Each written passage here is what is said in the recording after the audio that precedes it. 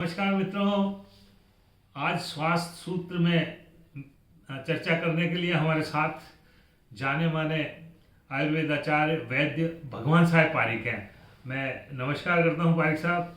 हमारे नमस्कार सर। स्वास्थ्य सूत्र के जितने भी श्रोता बंधु हमें देख रहे हैं, हम इस कार्यक्रम में विशेष रूप से हमारी जो रसोई है और हमारे वातावरण में हमारे इर्द गिर्द जो नेचुरली हमें फ्रूट्स, सब्जियां और जड़ी बूटियां जो प्राप्त होती है, उस पर वैद्य भगवान साहब जी की विशेषज्ञता है। और आज हम जिस विषय पर चर्चा करने जा रहे हैं वो एक ऐसा फल है, अद्भुत फल है।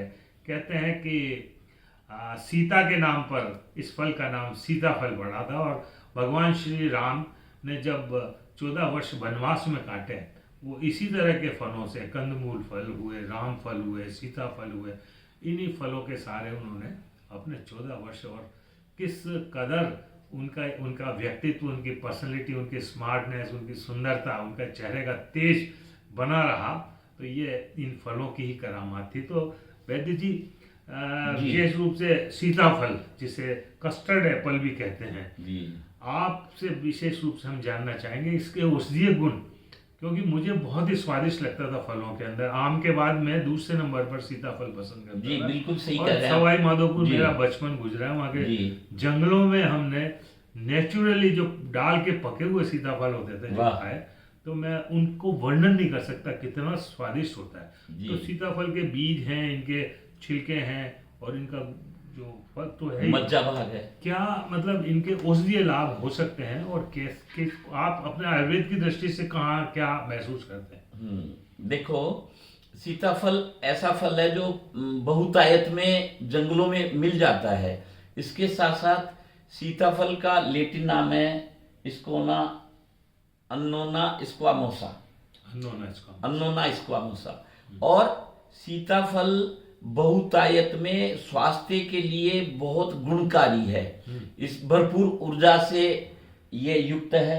विटामिन सी और B6, जिससे चर्म रोग और मानसिक रोगों पर संतुलन रहता है। इसके अलावा इसमें पौष्टिक जैसे कैल्शियम है, तो हड्डियों के लिए बहुत बढ़िया है। पाचन तंत्र के लिए सबसे अच्छा है।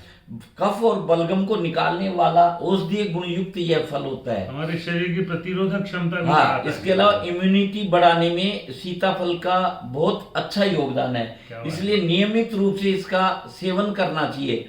मधुर रस होने से यह स्वादिष्ट भी है, पौष्टिक है। इसके अलावा सीताफल के बीज हैं, वो महिलाएं सरसों के तेल में या नारियल के तेल में डाल करके धूप में रख देती है, बालों में लगाती है, तो बालों में वृद्धि भी होती है। सीताफल के बीज को या बीज को पीस करके सरसों के तेल में, सरसों या नारियल के तेल में लगाने से जो बालों में जड़ जुओं की बीमारी पड़ता है या इसको नहीं, धूप में रखते हैं। धूप में रखते हैं, हाँ, तो जुएं की बीमारी से मुक्ति मिलती है।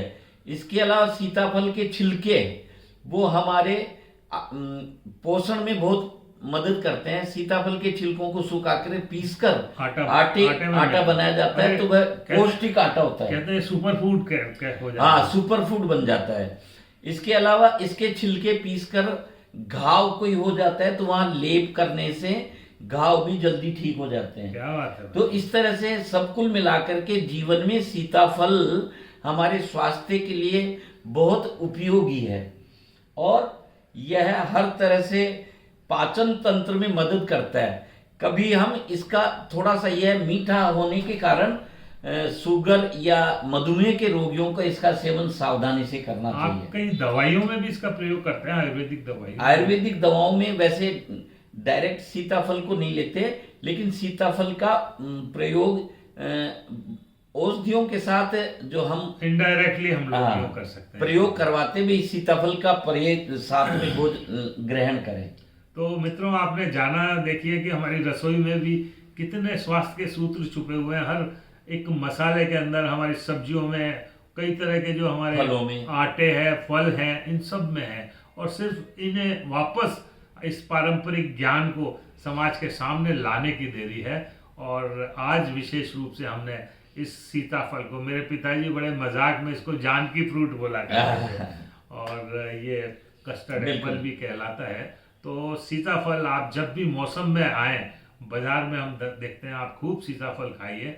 हर दृष्टि से सीताफल हमारे स्वास्थ्य का एक बहुत ही बड़ा सहायक मित्र के रूप में हम कह सकते हैं। तो मिलते हैं फिर किसी एक नई जानकारी के साथ, परंपरागत जो हमारी चीज़ें हैं इनकी जानकारी के साथ। वैद्य जी, आपका बहुत बहुत आभार, आज हमारे धन्यवाद सुधी श्रोताओं के लिए आपने बहुत अच्छी जानकारी दी।